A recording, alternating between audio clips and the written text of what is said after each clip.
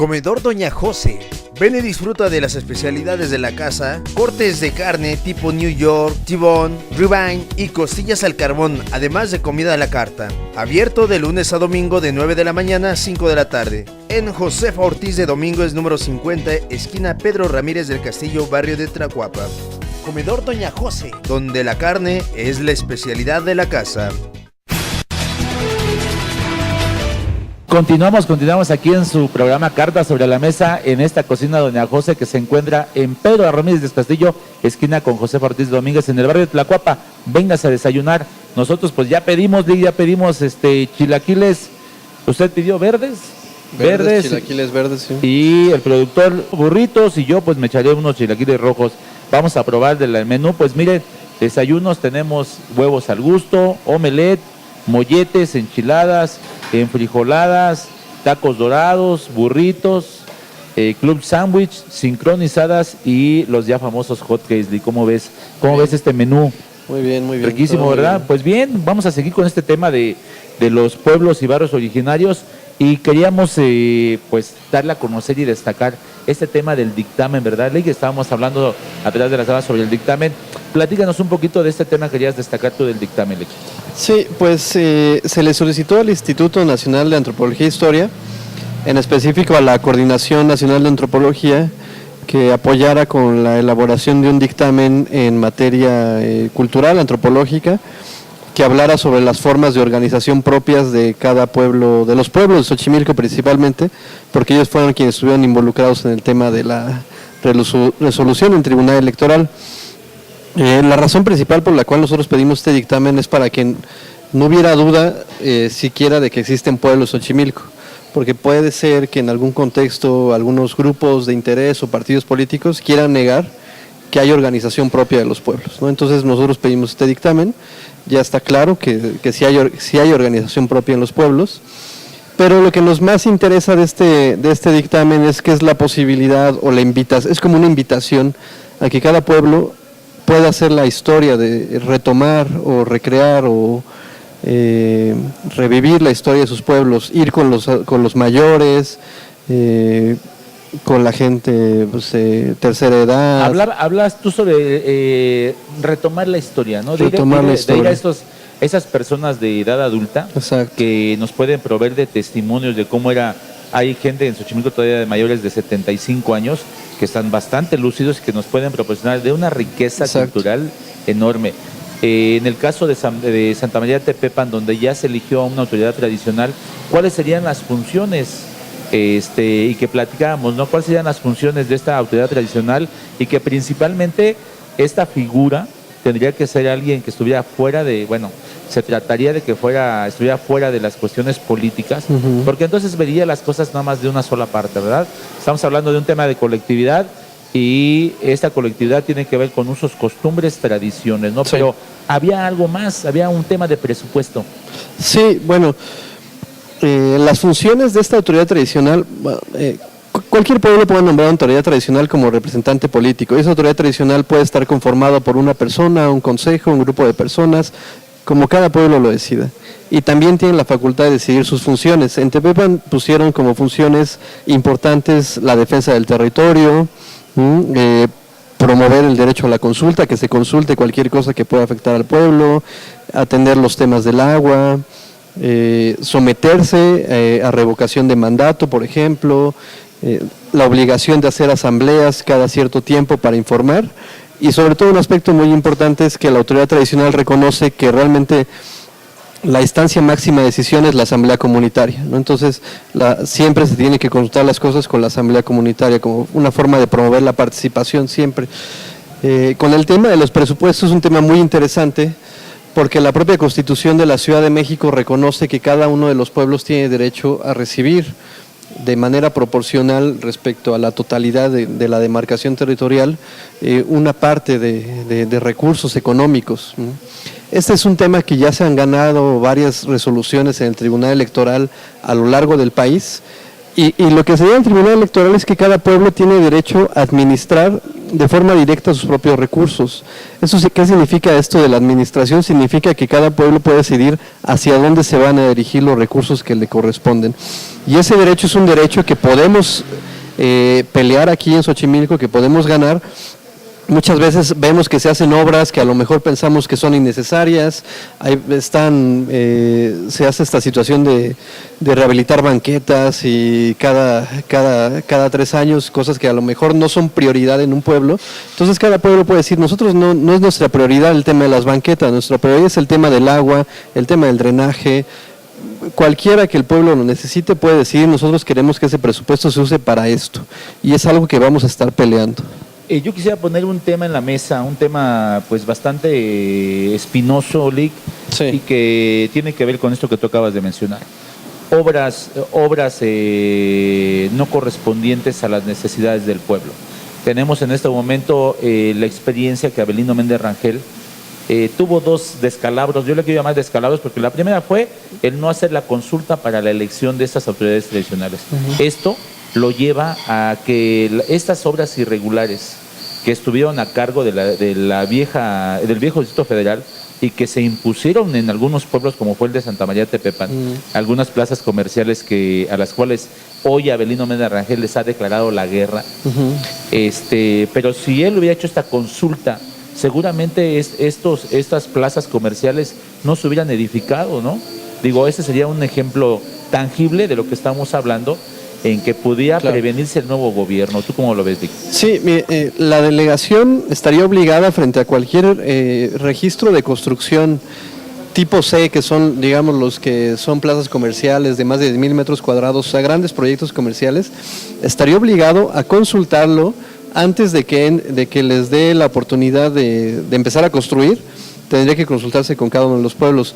Nosotros esto se lo dijimos a Avelino Méndez, se lo hemos dicho también a Miguel Ángel Cámara, que la delegación tiene esa obligación de consulta, y lo que ellos argumentaron en su momento es que no estaba esa obligación en alguna legislación local. Ahora que ya está la Constitución de la Ciudad de México, está más que claro que tienen que consultar plazas comerciales, proyectos de desarrollo grandes con cada uno de los pueblos, ¿no? Es una obligación y es un reto que va a tener el próximo alcalde, de estar estableciendo estos mecanismos de consulta, ¿no? Y que en un momento va a parecer algo cansado para la nueva administración el estar consultando todo, ¿no? Pero es obligación.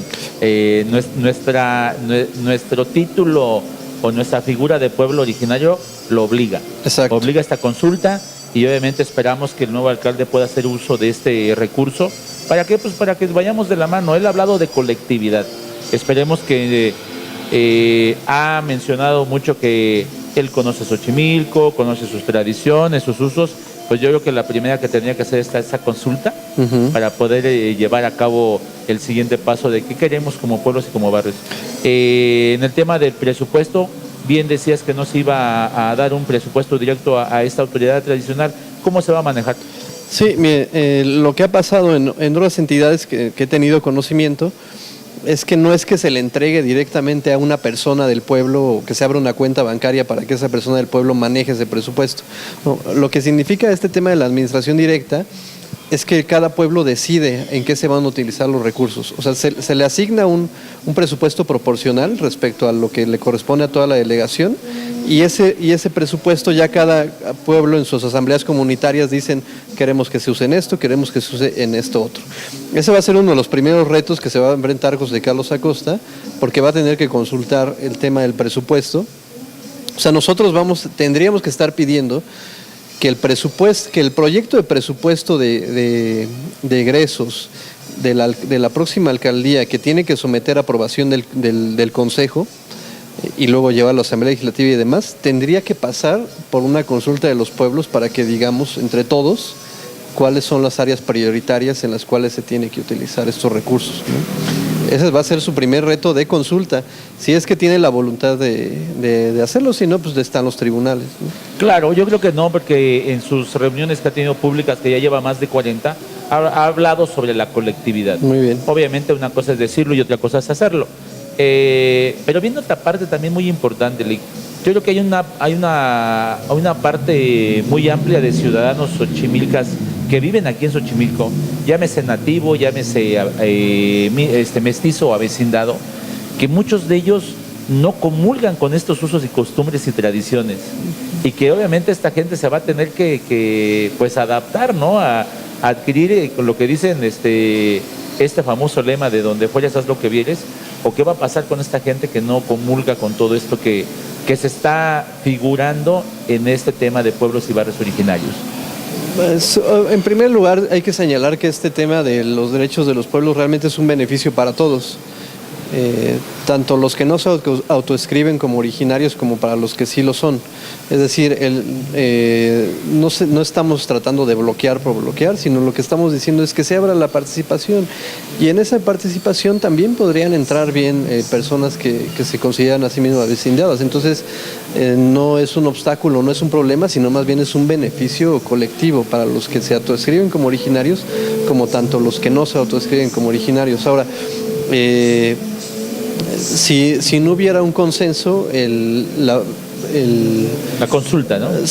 Tiene que hacer una consulta, ¿no? Entonces ahí ya se decide qué es lo que se tiene que hacer, ¿no? Aquí no puede haber imposiciones, ¿no? Entonces todo se tiene que dialogar, se tiene que discutir, no podemos repetir lo que estamos criticando. Entonces, pues nuestra tarea, o la tarea de los originarios, pues es hablar con las personas que no se consideran a sí mismas como originarias y convencerlos de los beneficios que puede tener que tengamos una mayor participación en los asuntos públicos, ¿no? Podemos evitar el desvío de recursos, podemos lograr obras en beneficio de la colectividad, etcétera. Y que aquí viene un tema que beneficia a todos, sean o no afectos a usos y tradiciones de Xochimilco. Hablábamos sobre el amparo de la carretera Xochimilco-Tulyehualco, que pues al final del día beneficia a todos. ¿Cómo va este proceso, Lick?